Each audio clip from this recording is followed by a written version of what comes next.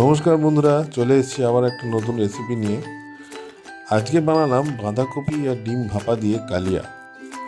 বাঁধাকপি এই শীতের শেষ দিকে শুধু তরকারি করতে আর ভালো লাগে না, তাই একটা নতুন কিছু করার উদ্দেশ্য নিয়ে ডিমের ভাপার সঙ্গে বাঁধাকপি মিশিয়ে ট্রাই করলাম একটা নতুন কিছু।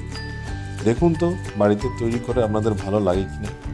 ভালো লাগলেও জানাবেন, ভালো না লাগলেও জানাবেন। আরে আপনাদের মতামত নিয়েই তো আমাদের আগে চলতে হবে। আপনাদের পরামর্শ সবসময় আমাদের পাথেয়। ভালো থাকবেন, ধন্যবাদ।